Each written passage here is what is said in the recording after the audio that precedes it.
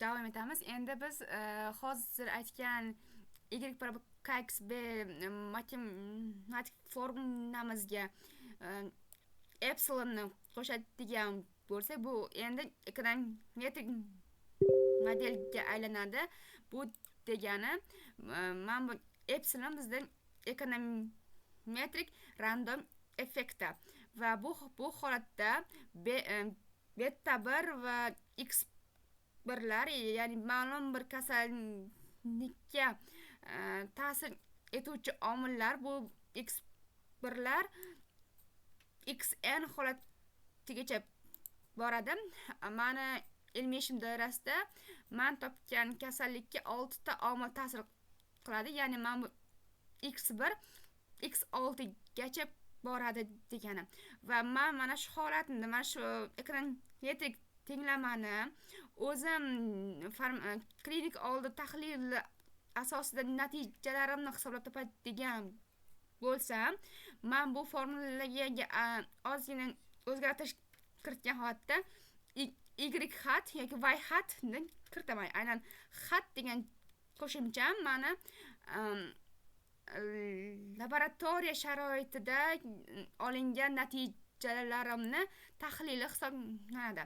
Bu degani men adabiyotlarda topgan kasallikka 6 ta omil ta'sir qilishini mana bu formula davomida o'rgandim va 6 oy davomida klinik oldi tadqiqotimni o'tkazib 4 xil testim orqali tahlil qildim va olgan natijalarimni mana bu formula orqali tahlil qilishim mumkin bo'ladi. Xo'p, davom etamiz. Endi data nima va uning turlari qanday? Data nazariy bilim tarafdan qaraymiz. Vaqt faktori bo'yicha, ya'ni vaqt omili bo'yicha cross sectional time series va panel datadan tashkil topadi. Cross sectionalda vaqt konstanti, ya'ni bu vaqt o'zgarmaydi yoki ma'lum bir vaqt oralig'ida. Makon yoki hudud bu changeable, ya'ni o'zgaruvchan, o'zgara oladi degani. Buni tibbiyot nuqtai nazaridan ko'radigan bo'lsak, ma'lum bir doriga, aytaylik, bitta dori, original dori yaratdik, ya'ni dori preparatni yoki startup tarafdan ko'rsak MVP yaratdik va uni 1 yil davomida, vaqtimiz 1 yil davomida klinik tadqiqotini o'tkazdik. Ya'ni biz 1 yil davomida vaqtimiz o'zgarmagani uchun bu konstanta va buni biz O'zbekiston Respublikasining barcha hududlarida, u xoh Navoiy, Buxoro yoki Samarqand yoki agar Toshkent hududida o'tkazadigan bo'lsak, Toshkentdagi klinikalar yoki davolanish muassasalarida klinik tadqiqotlarni o'tkazing. Ya'ni makon yoki hudud o'zgaruvchan, faqatgina vaqt konstanta. Aynan Amerikada klinik tadqiqotlar eng kamida 1 yil davomida o'tkaziladi. Bunda vaqt konstanta va ularning olib borayotgan klinik tadqiqotlarida aynan Amerikada emas,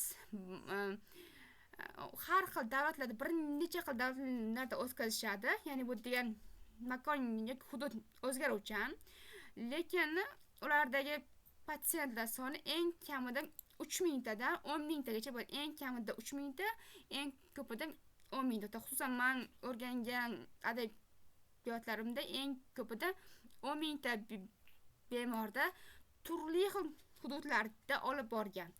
Bu issiq hududlarda, sovuq hududlarda yoki quyoshgan degan hududlarda olib borilgan.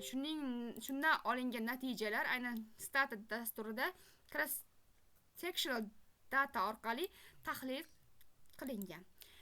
Ikkinchi datamiz bizda time series, endi bu teskari, makon yoki hudud konstanta, vaqt changeable.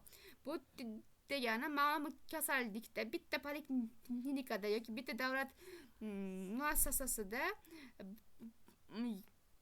yillar davomida tahlilini olib borish. Aytaylik, bitta yangi dori vositasini yaratdik va uni masalan ko'z kasalliklari shifoxonasida 10 yil davomida tahlil qildik. Ya'ni ko'z kasalliklari shifoxonasi bizda makon yoki hudud bu konstanta 10 yil davomida ham o'zgarmadi. Lekin vaqtimiz changeable, ya'ni 10 yillar davomida o'zgarib keldi. Ya'ni bu degani 2016-yilda 2026-yilgacha bo'lgan vaqt oralig'ida bitta больницada tahlil olib borildi. Va 3-holatimiz bu panel data hisoblanadi. Endi datamiz yana qanday holatlarda uchraydi? Aynan topik ustalik universitetlar bilimidan. Birinchi holat quantitative data, ya'ni bu numerical data ham deb ataladi va buni ikki xil turga bo'linadi. Bittasi bu discrete OLS, bu degani faqatgina konkret, masalan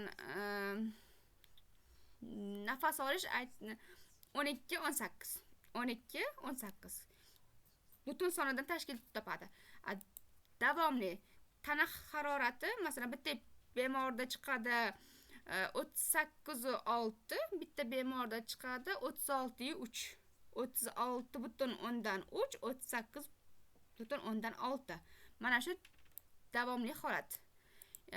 Bu oilasiga masalan bitta bemorning yurak urishi bo'ladi 72 ta, bittasiniki aytaylik 79 ta.